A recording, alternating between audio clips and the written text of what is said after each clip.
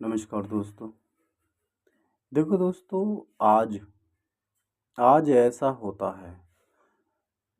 कहते हैं कि कलयुग आज ही नहीं आया है।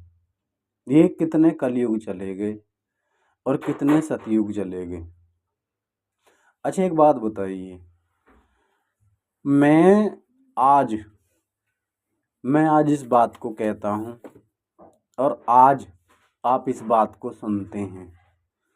आप किसी की बहन हैं, आप किसी की बेटी हैं और आप किसी की पत्नी हैं, या आप किसी के भाई हैं, या आप किसी के भाई बहन हैं, या कोई भी हैं। कहने का मतलब ये है। अच्छा, एक बात बताइए। आजकल के जो हम लोग हैं, हम सुबह को जाते हैं मूँछों में ताव डालकर, मूँछों में ताव, जैसे कि नहा धोकर हम जाते हैं। कहाँ पर? हम जाते हैं सीधे, हम जाते हैं मैखाने पर।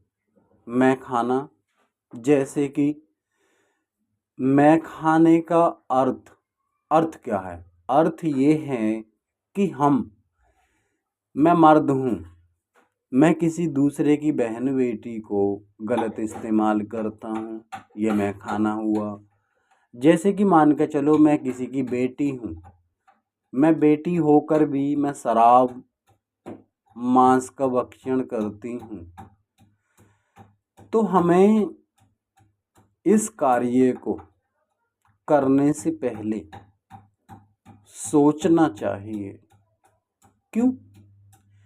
क्योंकि देखो, ऐसा होता है। मान के चलो, मानो मैं किसी के घर की लक्ष्मी बनने वाली हूँ, या आप लक्ष्मी नहीं भी बनी हैं और आप बनने वाली हैं, उससे पहले अपने अब जीवन को बेकार कर दिया है। कैसे? आपको एक घर गृहस्थ को संभालना चाहिए। उस घर गृहस्थ को नहीं संभाल कर आप कहीं ठेके पर जाती हैं, आप वहाँ पे कोई ड्रिंक लेती हैं, या आपके जीवन में कुछ ऐसा हो रहा है, तो आप एक काम कीजिए। आप हमारी बातों को सुनिए। मेडिटेशन आत्मा के सफ़र में मैंने आपको सारा कुछ डाल रखा है। देखो, ऐसा होता है। मैं आपको एक बात बता दूँ, ये जो जीवन है, ये जीवन कुछ नहीं है। अर्थ, मानो मैं रात को सो रहा हूँ और रात को मेरी सांस निकल जाए, जीवन खत्म। हाँ, उसी के बाद अगर मैं 100 साल जीता हूँ, तो 100 साल को मैं इज्जत के साथ जीना मुझे चाहिए।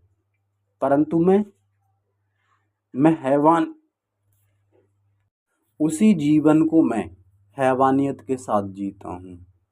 कहने का मतलब, मानो आज मैं किसी का पति हूँ, या मेरी बेटी हैं, या मेरे बेटे हैं, मैं उनके सामने नशे में जाता हूँ मैं, तो बच्चों पे असर पड़ता है या नहीं पड़ता?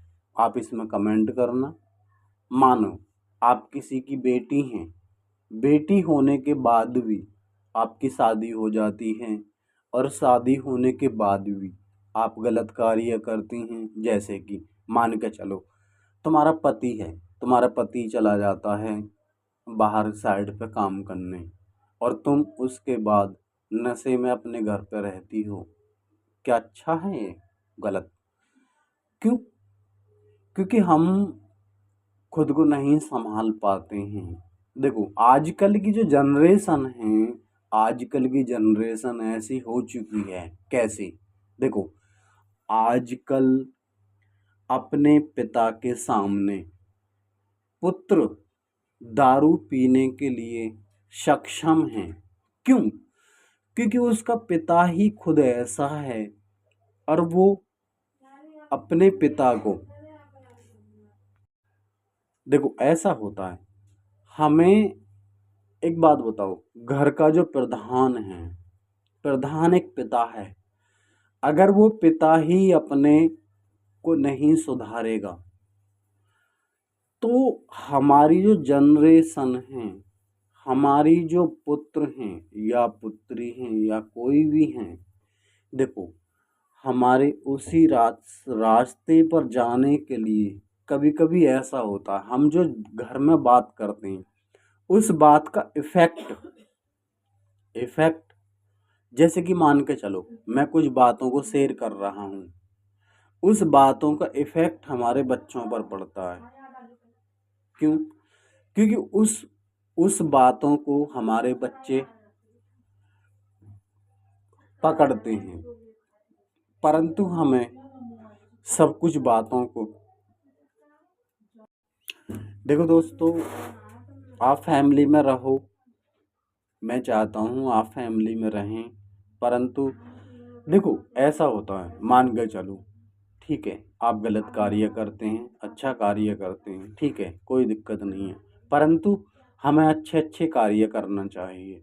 मान के चलो मैं कोई भी गलत कार्य करता हूँ, पहले अपने सूरत को, मैंने पहली वीडियो में भी आपको बताया और इसमें भी मैं आपको बताता हूँ, हमारा जो स्वरूप है वो हमारा स्वरूप नहीं है। अर्थ, हमारा जो स्वरूप है वो हमारा स्वरूप नहीं है, और जो हमारा स्वरूप है वो हमें दिखता नहीं है। मानो तुम एक काम करो, जो हमारा स्वरूप है, जो प्रकृति ने हमें दिया है, आप उसी से रहम करो, उसी से रिक्वेस्ट करो कि भाई मुझे ये गलत कार्य नहीं करना है। ऐसा होता है। देखो श्री कृष्ण भगवान कहते हैं श्रीमद् भागवत गीता में, ऐसा होता है, मान के चलो जब हमारे प्राण, जब हमारे इंद्रियां स्थिर हो जाती हैं, जब हमारा मृत्यु समय आता है, तो सद्गुरु कृष्ण कहते हैं कि एक फूल, एक सुगंध, जैसे कि एक फूल अपनी सुगंध को नहीं छोड़ता है, वैसे ही हमारे कर्म नहीं हमें छोड़ते हैं। इसी धरातल पर हमें अपने कर्मों को सुधारना होता है। यही धरातल कर्म भूमि है। आप जानते हैं, श्री कृष्ण को भी जानते हैं, राम को भी जानते हैं, आप सबको जानते हैं। कौन नहीं है इस जगत में जिसके मुख से निकलता नहीं हो राम। देखो दोस्तों, जितनी भी बात हैं स्पष्ट हैं, परंतु आईने से कुछ मांगो, आईने से कुछ मांगो वो तुम्हें आईना देगा। आज नहीं कल मांगो, कल नहीं परसों मांगो, परसों नहीं रोज रोज मांगो, वो तुम्हें देगा। ठीक है दोस्तों, ये मोटिवेशनल वीडियो हैं, ये 2 वीडियो मैंने आपको डाली हैं। अगर इसमें कोई भी गलती हो जाती है, मैं आपसे क्षमा मांगने का स्वयं प्रार्थी हूँ। मैं आपको, आपके दिल को कभी ठेस पहुँचाना नहीं चाहता। मैं केवल आपको सत्यवाद बताना चाहता हूँ। हमें अच्छे व्यक्तियों की, अच्छे इंसान की हमें केवल परख करनी चाहिए। नमस्कार दोस्तों।